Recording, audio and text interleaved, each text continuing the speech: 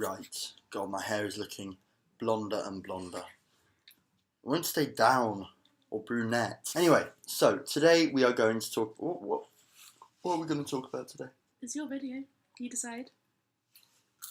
Oh, so indecisive. We are going to talk about the European elections and the local elections in the UK. Don't act like I made it up on the spot. UKIP won. Which, I think I need a drink just to wash the taste out of my mouth. That's thought-provoking, wouldn't you say, Amy? I think it's interesting considering it's basically a protest vote. Well, whatever it is, we're not going to focus on UKIP. Yeah, we're not going to focus on UKIP because everyone's talking about UKIP.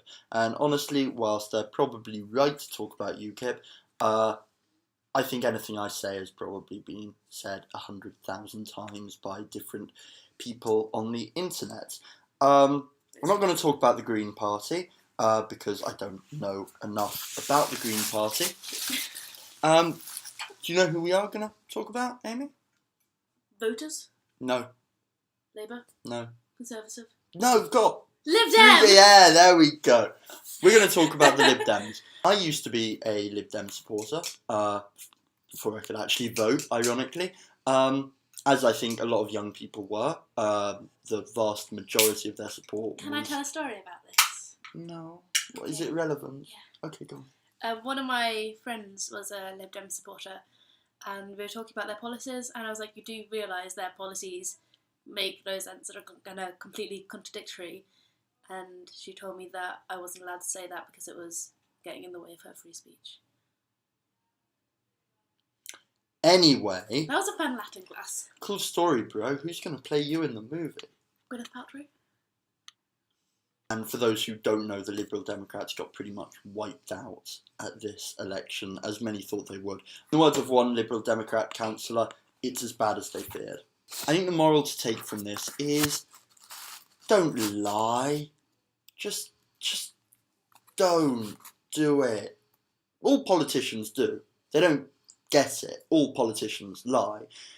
Don't lie in your manifesto so blatantly that if you do get into power, you don't have a chance of staying true to your target demographic. So, for example, saying you're going to abolish tuition fees and reduce class sizes and get more people going to university. It doesn't compute. It doesn't work. And then don't raise tuition fees to, like... 3 times. 3 times what they were. I think the important lesson to take from these European elections by the mainstream parties is take this warning.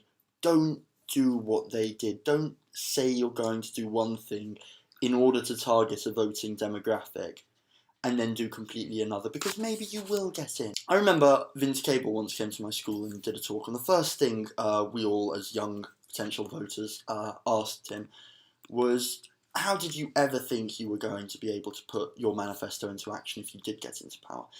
And his answer was, quite simply, we didn't think we were going to get into power. We thought it was just to win votes and build popularity, and it wouldn't ever matter. But then it did, and they got caught out. And now they're getting caught out over and over again, and it may have given their party the first taste of power since 1910, but it's also the last taste of power that they will get for a very long time. And so that's the silver lining I'm trying to take from this election, is that the voters do realise that they've been lied to. The voters do realise that it matters, and the voters do realise that they can tell politicians that it matters, and hopefully politicians will then uphold their side of the bargain by realising voters have the power of the electorate, and actually changing their policies and actually changing their goals and changing the way they go about setting their manifestos. Social reform. Yes, that. And so my challenge to all of you Quidkids this week, what do you think of the European elections? I've looked at one aspect of it, a slightly different aspect to most people who will be focused on UKIP.